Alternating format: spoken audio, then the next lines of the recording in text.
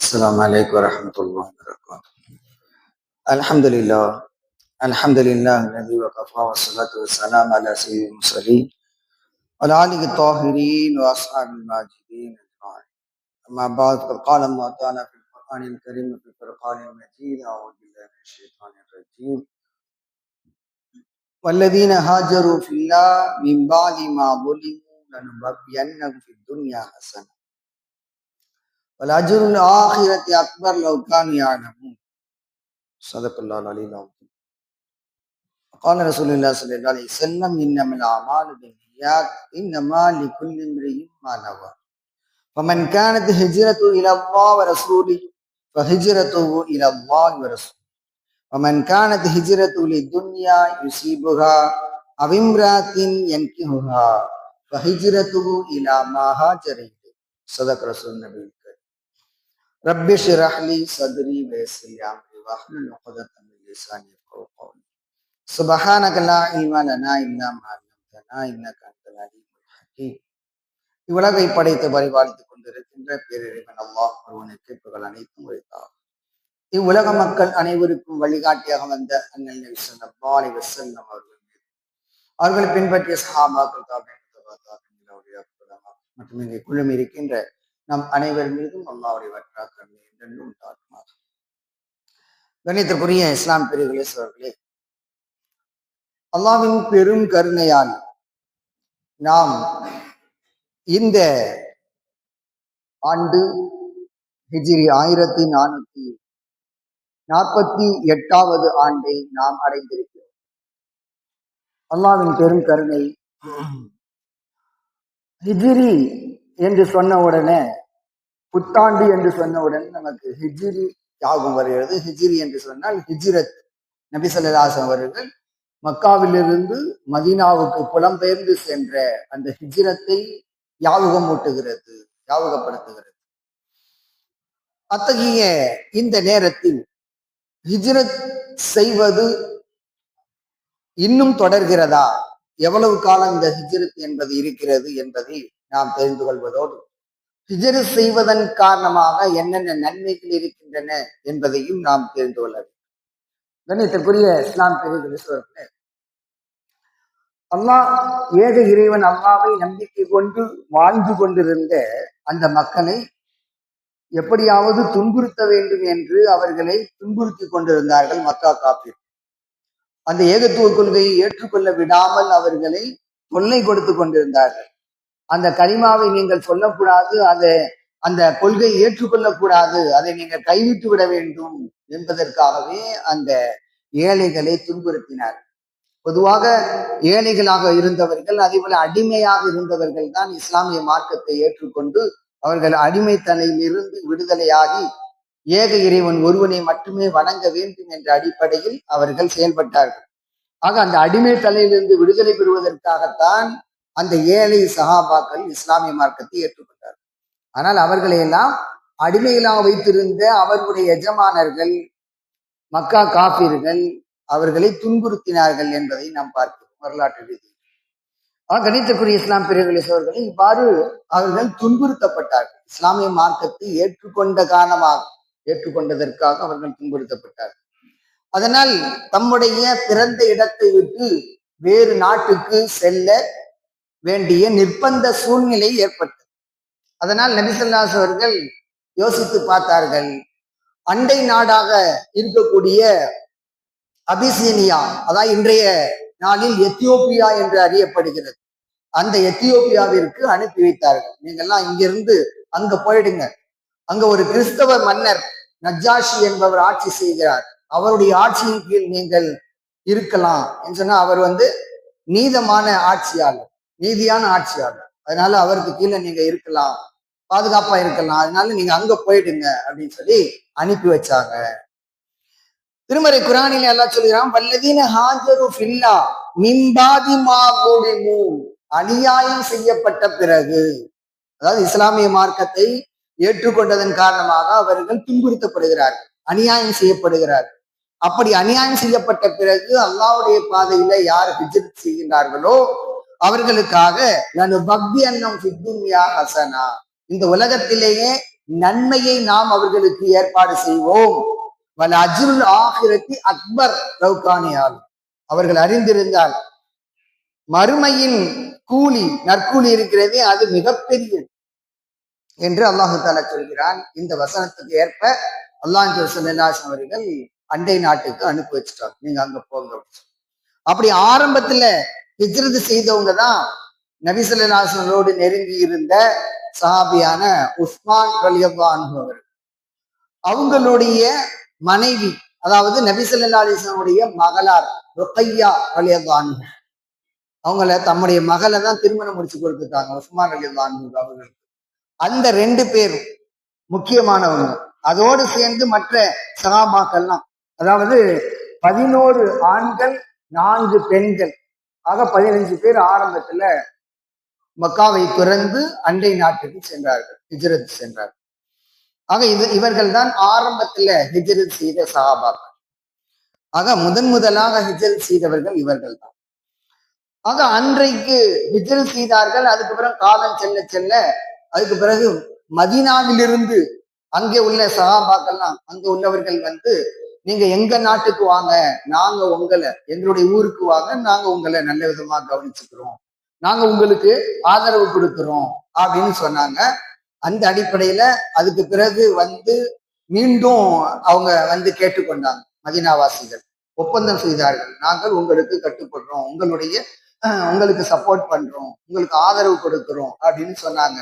அதன் அடிப்படையில தான் நபி ஸல்லல்லாஹு அவர்கள் மற்ற சஹாபாக்களை எல்லாரையும் மதீனாவுக்கு அனுப்பி வச்சாங்க. கொஞ்சம் கொஞ்சமா மதீனாவுக்கு அனுப்பி வச்சாங்க. அதன் பிறகு கடைசியாகத்தான் நபி ஸல்லல்லாஹு அவர்களும் அபூபக்கர் சித்திக் ரலியல்லாஹு அன்ஹு அவர்கள் 2 பேரும் ஹிஜ்ரத் செஞ்சாங்க மதீனாவுக்கு. ஆக ஆரம்பத்துல சஹாபாக்களை எல்லாம் அனுப்பி வச்சுட்டாங்க. அதுக்கு பிறகு கடைசியாக தான் நபி ஸல்லல்லாஹு அலைஹி வஸல்லம் அவர்களும் தம்முடைய தோழரான அபூபக்கர் சித்திக் ரலியல்லாஹு அன்ஹு அவர்கள் ஹிஜ்ரத் செஞ்சாங்க. ஆக இந்த வரலாறு நமக்கு தெரியும். கணித்திற்குரிய இஸ்லாம் பெரியவர்களே அவர்களே, உஸ்மான் ரலியல்லாஹு அவர்கள் குறித்து ஒரு செய்தியை நபி ஸல்லல்லாஹு அலைஹி வஸல்லம் சொல்கின்றார்கள்.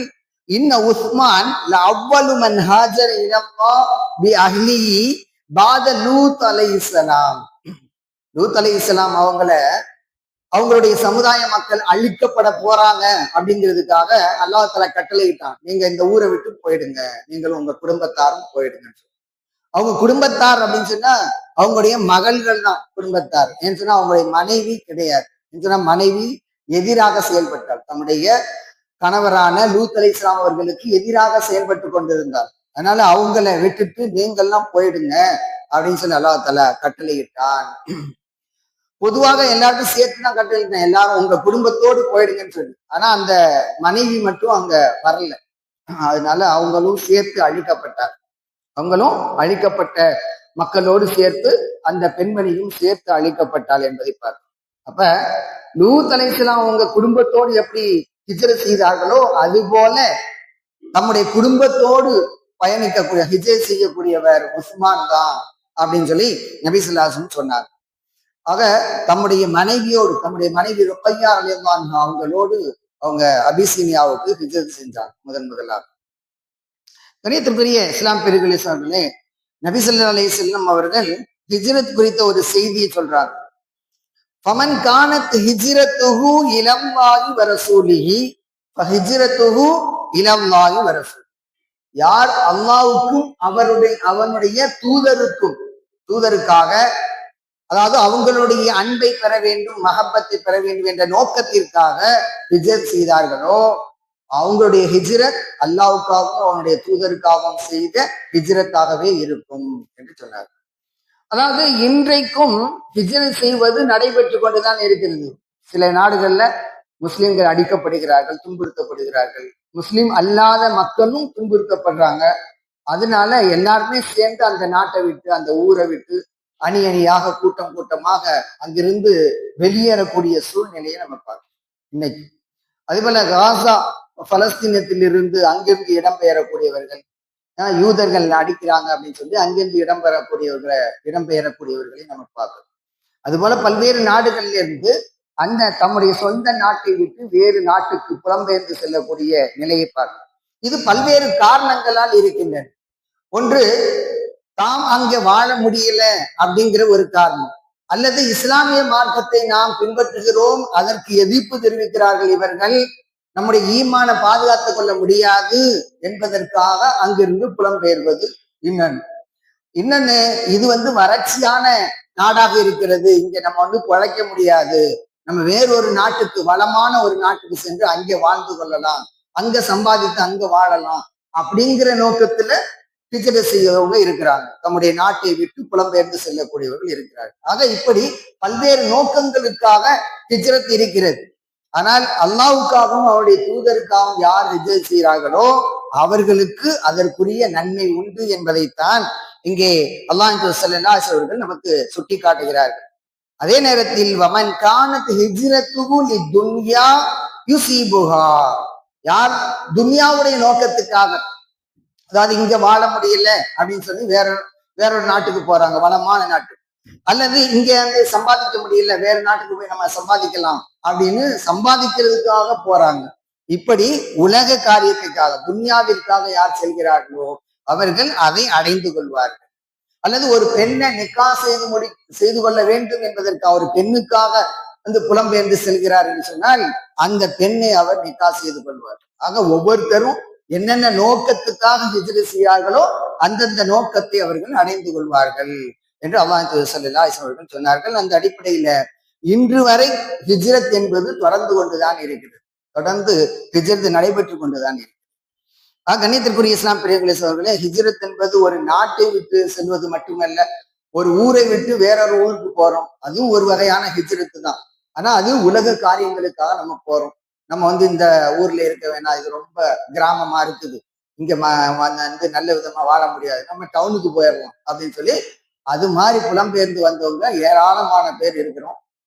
அதே போல வேறு வேறு மாநிலங்களிலிருந்து வந்தவர்கள் இருக்கிறோம், வேறு வேறு நாடுகளிலிருந்து வந்தவர்கள் இருக்கிறோம். இப்படி நம்ம பார்க்கின்ற போது புலம்பெயர்ந்து செல்வது என்பது தொடர்ந்து கொண்டே இருக்கிறது என்பதை நம்ம பார்க்கிறோம்.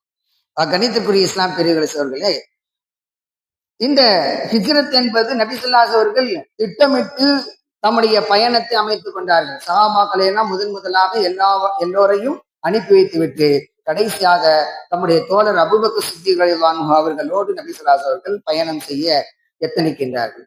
அப்படி செல்கின்ற போது வழி தெரிய வேண்டும் அல்லவா, அதுக்காக வழியை காட்டுவதற்காக அப்துல்லா இப்னு உரைக்கித் அப்படிங்கிற ஒரு காஃபிர் தான் வழிகாட்டியாக இருந்தார்.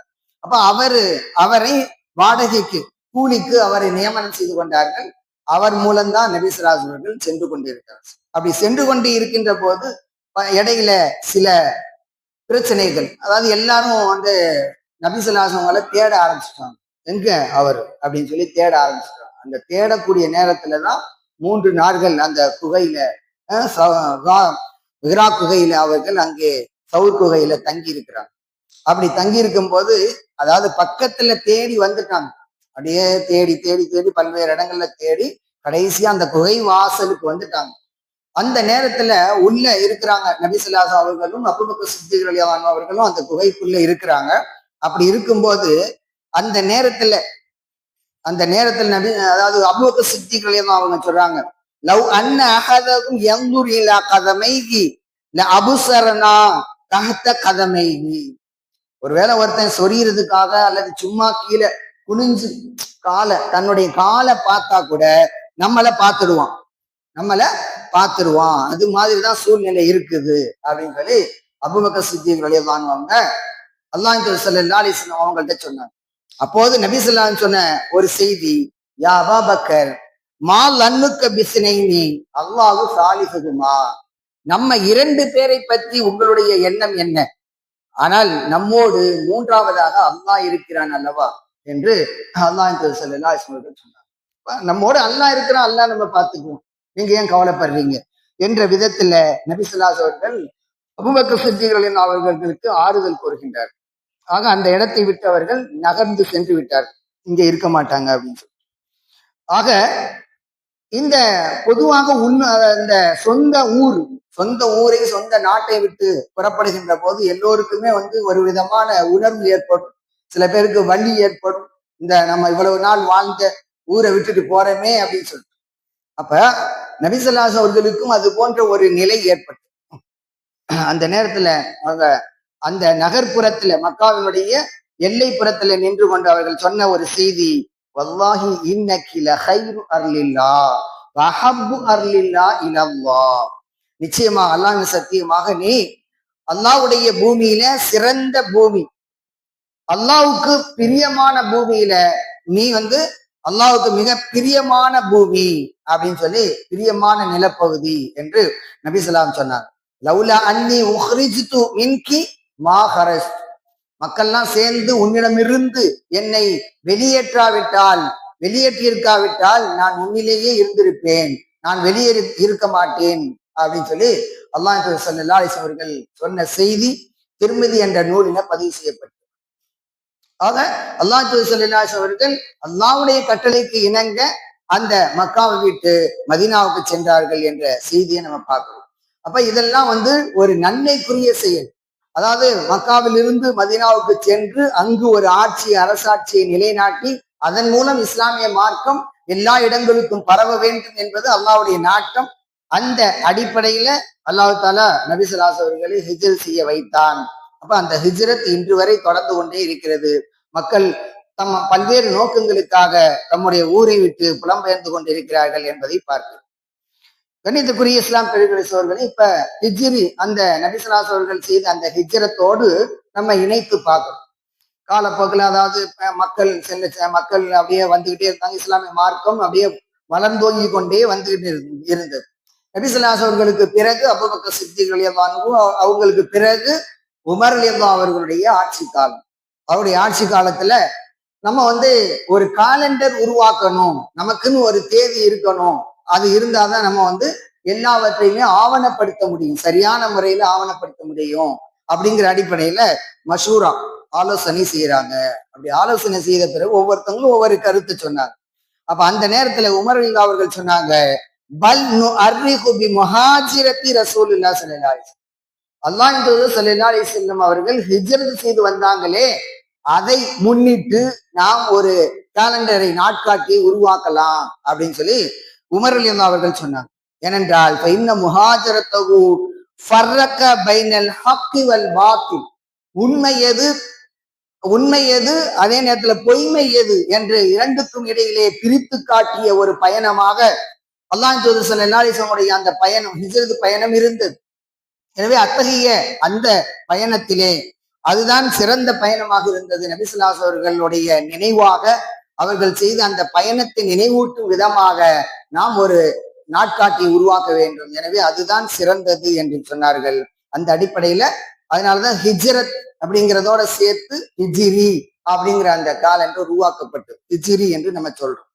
அப்ப அத்தகைய ஒரு சூழ்நிலையை அந்த அடிப்படையில் தான் இன்றைக்கு ஹிஜ்ரி 1448வது ஆண்டு. அதாவது நபி ஸல்லல்லாஹு அலைஹி அவர்கள் மக்காவிலிருந்து மதீனாவுக்கு வந்த ஆண்டு இப்போட 447 முடிஞ்சு 1448 ஆகிவிட்டது. மா அத்து இல்லா மின் மக்தமிஹில் மதீனா, அதாவது நபி ஸல்லல்லாஹு அலைஹி அவர்கள் வஃபாத்தானதையோ அவர்கள் தூதராக அனுப்பப்பட்ட அந்த நாளையோ காலண்டருக்காக அவர்கள் நிர்ணயம் செய்யவில்லை. மாறாக அந்த ஹிஜ்ரத் வந்தார்களே அதை முன்னிலைப்படுத்தி அதற்கு ஒரு முக்கியத்துவம் கொடுக்க வேண்டும் என்ற அடிப்படையில் அதைத்தான் கணக்கிட்டார்கள் என்பதை நம்ம பார்க்கிறோம். இது புகாரி கிதாபிலையும் பதிவு செய்யப்பட்டது.